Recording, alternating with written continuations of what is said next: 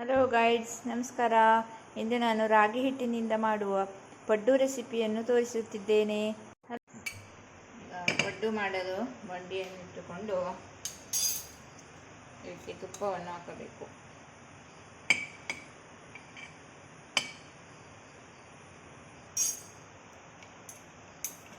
ತುಪ್ಪವನ್ನು ಹಾಕಿಕೊಂಡು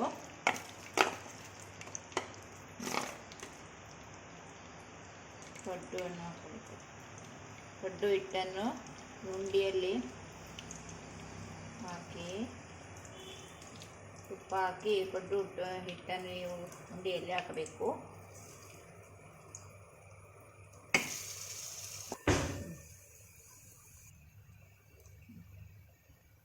ಹತ್ತು ನಿಮಿಷ ಮುಚ್ಚಿ ಬೇಯಲು ಬಿಡಿ.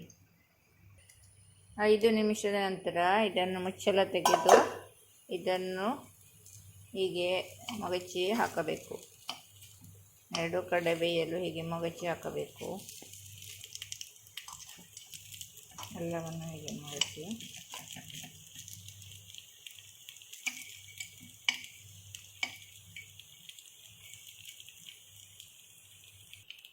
ಇದನ್ನು ಹೀಗೆ ಮಗಚಿ ಒಂದು 2 ನಿಮಿಷ ಬೇಯಿಸಿದರೆ ಸಾಕು.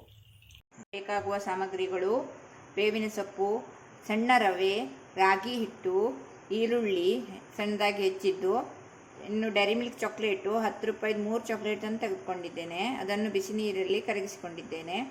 ತುಪ್ಪ, ಉಪ್ಪು, ನೀರು, 1 ಬೌಲು ಕಾಯಿ ತುರಿ.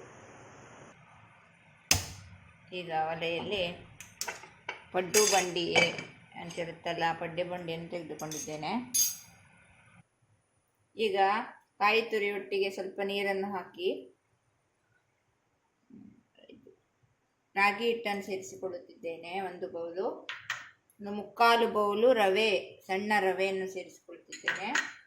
ಆನಂತರ ಈರುಳ್ಳಿ ಒಂದು 3/4 ಬೌಲು ಹೆಚ್ಚಿಕೊಂಡಿದ್ದೇನೆ.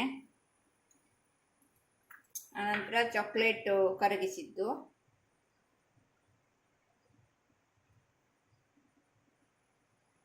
ಆನಂತರ ಬೇವಿನ ಸೊಪ್ಪು, ಹಸಿಮೆಣಸು ಹಾಕಬಹುದು. ಹಸಿಮೆಣಸು ಇರದೇ ಇರೋ ಕಾರಣ ಹಾಕಲಿಲ್ಲ. ಉಪ್ಪು ರುಚಿಗೆ ತಕ್ಕಷ್ಟು ಉಪ್ಪು ಹಾಕಿ ಚೆನ್ನಾಗಿ ಕಲಿಸಿಕೊಳ್ಳಬೇಕು.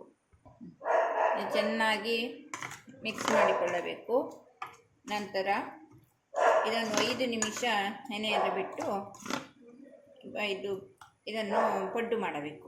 ಈ ರಾಗಿ ಹಿಟ್ಟಿನ ಪಡ್ಡು ಕಾಯಿ ಚಟ್ನಿಯೊಂದಿಗೆ ತುಂಬ ರುಚಿಕರವಾಗಿರುತ್ತದೆ. ಇದು ಮಕ್ಕಳಿಗೆ ಬ್ರೇಕ್ಫಾಸ್ಟ್ಗೆ, ಸ್ಕೂಲಿಗೆ ಎಲ್ಲ ತುಂಬ ಇಷ್ಟಪಟ್ಟು ತಿನ್ನುತ್ತಾರೆ. ಚಾಕ್ಲೇಟ್ ಬಳಸಿರುವುದರಿಂದ ಮಕ್ಕಳಿಗೆ ತುಂಬ ಇಷ್ಟವಾಗುತ್ತದೆ ಮತ್ತು ರಾಗಿಯಲ್ಲಿ ತುಂಬ ಕ್ಯಾಲ್ಸಿಯಂ ಇರುತ್ತದೆ, ಮಕ್ಕಳಿಗೆ ಅವಶ್ಯಕವಾಗಿರುತ್ತದೆ. Thank you. ನನ್ನ ವಿಡಿಯೋವನ್ನು ನೋಡಿ ಸಬ್ಸ್ಕ್ರೈಬ್ ಮಾಡಿ, ಲೈಕ್ ಮಾಡಿ, ಶೇರ್ ಮಾಡಿ, ಬೆಲ್ ಬಟನ್ ಅನ್ನು ಒತ್ತಿ. ಧನ್ಯವಾದಗಳು.